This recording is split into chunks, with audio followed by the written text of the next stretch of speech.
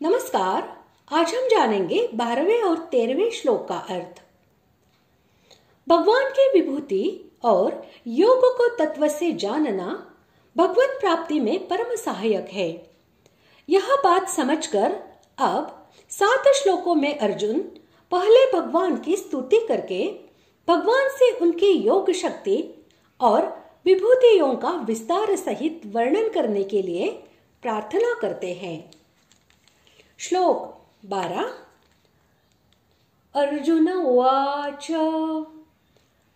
परं ब्रह्म परं धाम पवित्रं परमं भवान् पुरुषं शाश्वतं दिव्यमादिदेवमजं विभुम्। श्लोक 13।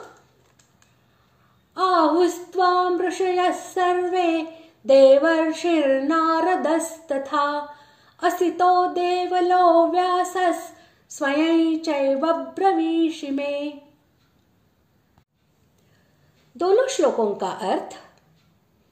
अर्जुन बोले, आप परम ब्रह्म, परम धाम और परम पवित्र है, क्योंकि आपको सब ऋषिगण सनातन दिव्य पुरुष एवं देवों का भी आदिदेव, अजन्मा और सर्वव्यापी कहते हैं। वैसे ही देवर्षि नारद तथा असित और देवल ऋषि तथा महर्षि व्यास भी कहते हैं और स्वयं आप भी मेरे प्रति कहते हैं। आप परम ब्रह्म, परम धाम और परम पवित्र है। इस कथन से अर्जुन ने यह भाव दिखलाया है कि जिस निर्गुण परमात्मा को परम ब्रह्म कहते हैं, वे आपके ही स्वरूप है तथा आपका जो नित्य धाम है वह भी सच्चिदानंदमय दिव्य और आपसे अभिन्न होने के कारण आपका ही स्वरूप है तथा आपके नाम, गुण, प्रभाव, लीला और स्वरूपों के श्रवण, मनन और कीर्तन आदि सबको सर्वथा परम पवित्र करने वाले हैं। इसलिए आप परम पवित्र है। सर्वे विशेषण के सहित ऋषिः यह पद यहाँ मार्कंडेय, अंगिरा आदि समस्त ऋषियों का वाचक है और अपनी मान्यता के समर्थन में अर्जुन उनके कथन का प्रमाण दे रहे हैं। अभिप्राय यह है कि वे लोग आपको सनातन नित्य एक रस रहने वाले क्षय विनाश रहित दिव्य स्वतः प्रकाश और ज्ञान स्वरूप सबके आदि देव तथा अजन्मा उत्पत्ति रूप विकार से रहित और सर्वव्यापी बतलाते हैं। अतः आप परम ब्रह्म, परम धाम और परम पवित्र है, इसमें कुछ भी संदेह नहीं है।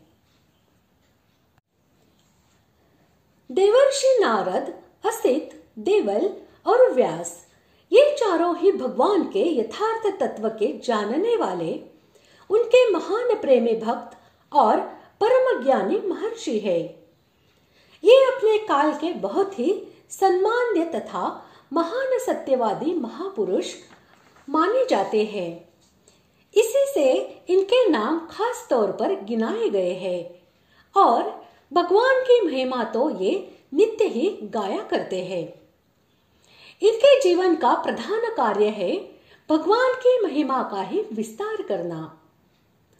महाभारत में भी इनके तथा अन्यान्य ऋषि महर्षियों के भगवान की महिमा गाने के कई प्रसंग आए हैं।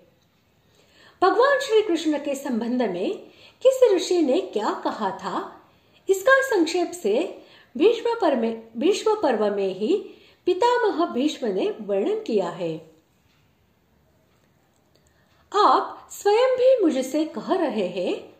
इस कथन से अर्जुन यह भाव दिखलाते हैं कि केवल उपर्युक्त ऋषि लोग ही कहते हैं, यह बात नहीं है।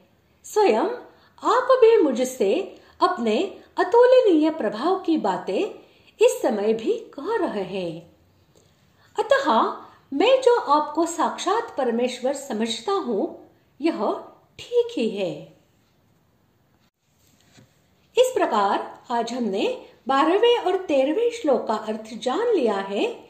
अगले भाग में जानते हैं 14वें श्लोक का अर्थ। धन्यवाद।